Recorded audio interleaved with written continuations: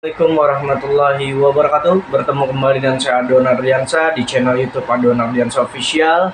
Hari ini kita akan membahas sebuah perkembangan situasi politik terkini, terkhusus untuk wilayah DKI Jakarta, yang dimana DKI Jakarta ini masih menjadi sorotan publik atau pusat perhatian dari keseluruhan wilayah yang ada di Indonesia, karena bagaimanapun Jakarta sebagai ibu kota yang masih saat ini masih dikhususkan masih menjadi pusat daripada perekonomian. Kita punya negara yang sudah barang tentulah DKI, siapapun yang nanti pada akhirnya mampu menjadi pemimpin di DKI Jakarta, ketika dia memiliki rekam jejak yang baik di DKI Jakarta, maka tidak menutup kemungkinan dia bisa menjadi pemimpin nasional yang pada akhirnya mendapatkan citra dan kepercayaan publik bangsa Indonesia.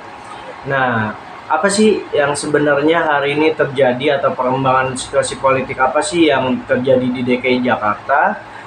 Sudah barang tentu banyak tokoh yang pada akhirnya mau maju di DKI Jakarta, seperti halnya Anies Rashid Baswedan, mantan capres yang kalah di konstelasi Pilpres 2024 kemarin. Beliau berkeinginan untuk memajukan dirinya untuk ikut kembali berkonstelasi di Pilkada di DKI Jakarta. Anies, mantan gubernur DKI Jakarta, sudah barang tentu memiliki potensi besar untuk menjadi gubernur DKI Jakarta kembali ketika kalah di Pilpres 2024. Anies memijakan kakinya di DKI Jakarta. Belakangan Anies kan diusung oleh Partai Keadilan Sejahtera, yang dimana pada saat itu PKS mengusungkan nama Anies Rashid Baswedan untuk menjadi gubernur dan Sohibul Iman untuk menjadi wakil gubernur yang diusung oleh Partai Keadilan Sejahtera untuk maju di Pilgub DKI Jakarta. PKS sebagai partai pemenang di DKI Jakarta sudah barang tentu memiliki potensi besar untuk mencalonkan calonnya di konstelasi Pilkada di DKI Jakarta, karena suara PKS lumayan di DKI Jakarta, memperoleh 18 kursi di DPRD Provinsi DKI Jakarta. Hanya butuh 4 kursi saja untuk bisa lenggang maju berkonstelasi di Pilkada DKI Jakarta. Namun yang menjadi pertanyaan, dengan siapakah nanti pada akhirnya PKS ini berkoalisi untuk memajukan Anies Sohibul Iman di DKI Jakarta? Belakangan PKS sudah membangun komunikasi intens dengan dua partai yang memang pada saat itu koalisi ini sudah terbangun sejak Pilpres 2024 yang mencalonkan saudara Anies dan Caimin. Salah satu diantaranya ada Partai Kebangkitan Bangsa, yang dimana PKB ini mengusungkan Anies untuk maju sebagai gubernur di DKI Jakarta. Akan tetapi wakilnya ini bukan Sohibul Iman, tetapi yang diusungkan oleh Partai Kebangkitan Bangsa itu wakilnya Kaisang.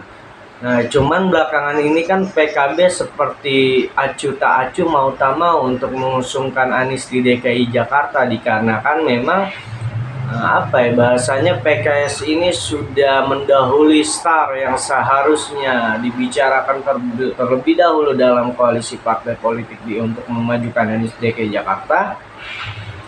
Tetapi namun rupanya PKS ini langsung tidak mau ketinggalan STAR untuk memasangkan Anies dengan Sohibul Iman tanpa dibicarakan dengan PKB. Dengan hal tersebutlah PKB sepertinya ogah-ogahan untuk mengusung Anies di DKI Jakarta. Seperti ada hal yang memang perlu dipikirkan dan perlu dipertimbangkan. PKB ingin berkoalisi dengan PKS untuk mengusung Anies, atau PKB gabung dalam koalisi Indonesia Maju Plus yang sudah barang tentu bargaining position atau keterkaitan apa yang nantinya didapat oleh PKB lebih besar ketimbang mengusung Anies dan Sohibul Iman di DKI Jakarta. Rupanya PKB memperhitungkan itu semua, tidak mau salah dalam mengambil sikap dan langkah politik untuk di DKI Jakarta. Lalu ada Partai Nasdem di bawah kepemimpinan Bapak Surya Paloh. Belakangan Presiden PKS Bapak Ahmad Syeku rupanya sebelum mendeklarasikan Anies Sohibul Iman untuk maju di DKI Jakarta sudah berkomunikasi dengan Surya Paloh di Nasdem Tower. Nah, sekedar memberikan informasi dan memberitahu bahwasannya PKS akan mengusulkan Anies dan Sohibul Iman untuk maju di konstelasi Pilkada DKI Jakarta. Namun rupanya pada saat itu Nasdem di bawah kepemimpinan Bapak Surya Paloh yang merestui atau setidaknya itu memberikan lampu hijau. Tapi belakangan Ahmad Syaroni, salah satu petinggi di Nasdem, rupanya seperti mengkoreksi apa yang sudah dikatakan oleh Presiden PKS bahwasannya Nasdem ini siap untuk mendukung Anies Sohibul Iman dan merestui. Karena Ahmad Syaroni berstatement bahwasannya tidak menutup kemungkinan Partai Nasdem memikirkan ulang untuk mendukung Anies Sohibul Iman maju di DKI Jakarta, karena bagaimanapun Nasdem punya perhitungan yang sangat matang, tidak mau gagal kedua kali dalam pencalonan yang dicalonkan oleh partainya. Sudah barang tentu ya sama seperti PKB, banyak pertimbangan, banyak hal yang perlu pada akhirnya diperhitungkan dan dipikirkan sebagai partai politik. Bukan bicara hari ini setahun 2 tahun, tetapi 5 tahun ke depan apa yang didapat oleh Nasdem atas diusungnya Anies maju DKI Jakarta. Nah, ini hal yang lumrah lah di dalam dunia politik tuh, ada take and give atau ada perjanjian-perjanjian khusus ya, yang sudah menjadi hal yang sangat wajar sebagai partai politik. Kita mengusungkan seseorang ditambah bukan kadernya sendiri gitu kan. Nah, mungkin Nasdem sepertinya masih menunggu atau masih melihat situasi dan kondisi terkini. Nah, belakangan ini kan yang menjadi dasar delik daripada kejanggalan ini, seakan-akan Anies ini seperti sosok yang memang harus dicalonkan di mana saja ketika momentum itu ada, dan momentum itu konstelasi pertandingan setiap perpolitikan yang ada di Indonesia seperti Anies ini harus dilibatkan. Banyak yang mengatakan bahwasannya Anies dijegal. Sebenarnya Anies itu tidak dijegal. Kalau dapat dikatakan Anies itu dijegal, siapa yang menjegal Anies? Itu kan yang menjadi pertanyaan atau dasar pertanyaan kita sebagai orang awam atau masyarakat biasa. Kalau ada yang mengatakan Anies dijegal, lalu siapa yang menjegal Anies? Karena yang namanya pertandingan itu sudah barang tentu, ya kan, partai politik lah sebagai penentu arah pertandingan, atau dalam artian yang menentukan siapa-siapa saja yang nantinya akan bertanding. Nah, sebenarnya kan tidak ada yang menjegal Anies dalam istilah apapun gitu. Ini bukan Jakarta, itu bukan milik Anies. Ketika kita bicara Jakarta, bukan semata-mata pikiran kita tuh mentok dan tertuju ya harus Anies gitu.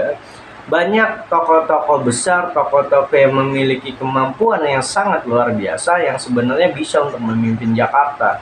Tidak harus Anies. Kenapa? Seakan-akan Anies ini harus dan diharuskan untuk ada di Jakarta dan memenangkan konstelasi pilkada di DKI Jakarta. Itu kan yang menjadi dasar pertanyaannya. Kalau Anies dibilang dijegal, kembali lagi siapa yang menjegal Anies? Tidak ada yang menjegal Anies pada prinsipnya. Karena memang Anies itu kan sebenarnya diusulkan oleh PKS, dipasangkan oleh Sohibul Iman sebagai kader daripada PKS untuk maju. Lantas kalau pada akhirnya Anies tidak bisa membangun koalisi partai untuk melengkapi syarat untuk majunya Anies di Pilgub DKI Jakarta, lah terus siapa yang mau disalahin? Kalau pada akhirnya Anies tidak maju, kita semua dipersalahkan atau partai politik yang tidak mendukungnya dipersalahkan, nah, sudah rusak makna daripada demokrasi yang kita percayai ini atau yang kita laksanakan ini gitu. Sebenarnya demokrasi itu kan bebas-bebas saja, siapapun pada akhirnya ketika dia punya kesempatan dan dia punya kemampuan silakan maju bertarung. Tetapi yang namanya kita di Indonesia perlu yang namanya kendaraan politik, yaitu partai politik sebagai kendaraan yang bisa membawa kita ke tujuan kita mau kemana. Kita ini akan mengabdikan diri kita untuk mensejahterakan bangsa, negara, kita punya wilayah dan khusus masyarakat dan rakyat Indonesia gitu kan. Nah yang jadi pertanyaannya itu kan seakan-akan Anies ini dijegal. Anies tuh nggak dijegal, tidak ada yang menjegal Anies, siapapun tidak ada bisa menjegal Anies. Hanya memang Anies tidak mendapatkan tiket. Kalau pada akhirnya nanti Anies tidak bisa ikut berkompetisi di Pilgub DKI Jakarta, bukan ada yang menjegal Anies, tidak ada yang menjegal Anies, tapi memang Anies tidak mendapatkan tiket karena Anies ditugaskan oleh PKS, dikasih waktu sampai awal Agustus ini. Bila mana Anies tidak mendapatkan dukungan daripada partai politik lain, ya PKS sebagai partai politik perlu pada akhirnya menjadi mencari jalan alternatif untuk mendukung siapa selain Anies. Karena kalau pada akhirnya dipaksakan Anies untuk maju tapi tidak ada tiket untuk memenuhi syarat untuk majunya Anies, sulit, bagaimanapun sulit, tidak akan pernah bisa. Bukan semata-mata kalau partai A tidak mendukung Anies lalu dia menjegal, ya enggak. Ini tuh tentang hak prerogatif dari masing-masing partai. Dia mau memilih siapa, mau mendukung siapa, itu boleh-boleh saja dan itu diperbolehkan oleh kita dalam berdemokrasi. Gitu. Yang menjadi masalah itu, ya kan, kalau Anies sudah jelas tidak diusung oleh siapa-siapa, ya kan, atau ketika sudah diusung dengan partai yang cukup lalu dijegal, itu baru juga jelas penjegalan.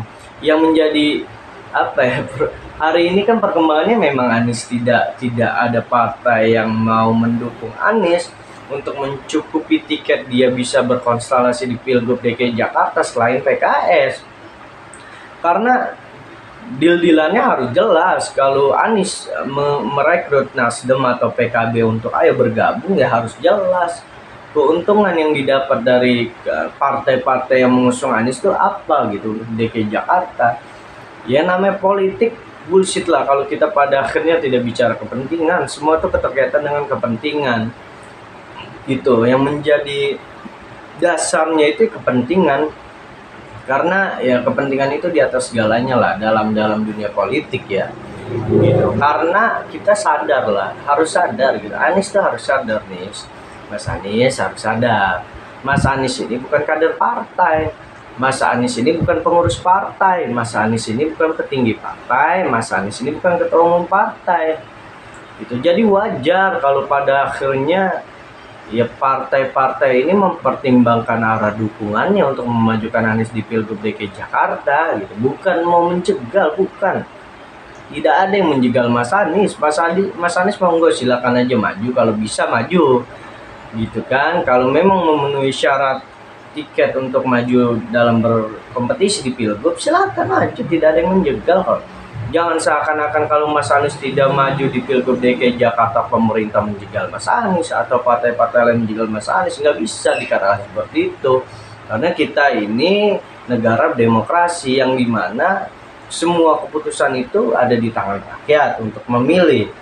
Nah, partai sebagai penyedia kita harus memilih yang mana. Atas pertimbangan partai-partai politik sudah menentukan tokoh siapa yang sekiranya cocok untuk memimpin suatu wilayah.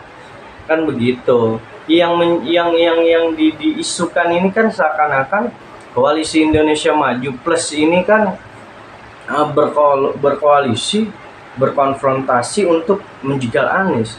Bukan cuma di Jakarta kok Kim Plus ini berkonfrontasi, berkoalisi untuk memajukan orang yang dia pilih, yang mau dia usung. Karena itu hak masing-masing partai. Kalau memang pada akhirnya tokoh tersebut bagus menurut pandangannya, ya sudah sewajarnya mereka berkonfrontasi dan berkoalisi. Buktinya di Sumatera Utara, Partai Keadilan Sejahtera yang mendukung Anies memajukan Bobi kok sebagai mantu daripada Pak Presiden Joko Widodo.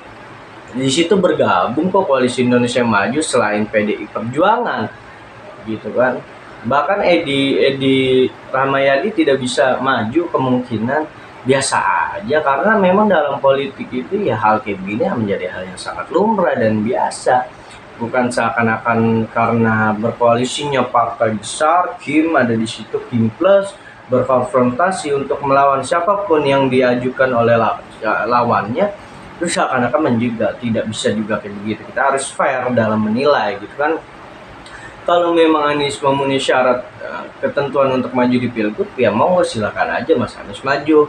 Karena Mas Anies maju di Pilpres juga kita nggak ngerti kok. Mas Anies dari Pilpres kalah terus maju lagi di Gubernur, kita juga nggak mempermasalahkan kok. Sebenarnya kalau secara etika kurang bagus. Mas Anies dari pencalonan Pilpres terus kalah maju di Pilgub yang pada saat itu kan sebenarnya Mas Anies ini selalu berkata bahwasannya kita ini harus menjadi oposisi untuk menyeimbangkan apapun yang menjadi kebijakan dan peraturan yang dikeluarkan oleh pemerintah yang tidak pro terhadap rakyat. Tetapi buktinya Mas Anies seakan-akan diduga haus kekuasaan kala di Pilpres, memaksakan diri untuk maju di Pilgub DKI Jakarta. Kenapa Mas Anies nggak seperti Ganjar aja sih Mas? Sebagai komandan oposisi untuk pada akhirnya menjadi pengkritik pemerintahan Prabowo nantinya di kemudian hari. Coba dong, Mas Anies buktikan perkataan Mas Anies bukan hanya sebatas teoritis tanpa adanya sentuhan rasa. Mas Anies harus pada akhirnya memberikan contoh. Kalau memang Mas Anies dianalogikan atau diposisikan dirinya sebagai oposisi yang mengkritik kebijakan pemerintah di kemudian hari, harus dong Mas Anies berkomitmen tentang itu. Itu bukan memaksakan untuk ke sini karena teman-teman Mas Anies pun seperti Sudirman Said segala macam sebenarnya nggak sepakat Mas Anies ini untuk diajukan di DKI Jakarta karena mengecilkan ketokohan Mas Anies, mengecilkan badan Mas Anies. Sudah masuk ke taraf nasional, kenapa digiring lagi ke daerah gitu. Saya bukannya tidak menginginkan Mas Anies DKI Jakarta, tapi alangkah lebih baiknya Mas Anies ini sebagai komandan nanti memimpin gerakan-gerakan yang sifatnya ini menentang kebijakan pemerintah yang tidak pro terhadap warganya, terhadap rakyatnya, atas pemikiran-pemikiran yang memang harus dilakukan gitu loh. Program-program apa yang menurut Mas Anies ini sekiranya kurang baik untuk kepentingan rakyat, Mas Anies bisa ya mengkritik, ya kan, bisa memberikan saran masukannya dengan memimpin gerbong oposisi ini gitu, bukan malah udah di nasional balik ke daerah Mas gitu. Menurut saya kurang etik.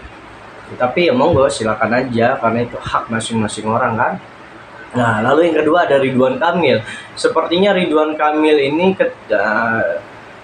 dapat dikatakan sudah bisa lenggang untuk maju di Pilgub DKI Jakarta atau sudah bisa bobo nyenyak lah untuk maju di DKI Jakarta setelah di Jawa Barat posisinya digantikan oleh kader Gerindra yaitu Kang Deddy Mulyadi.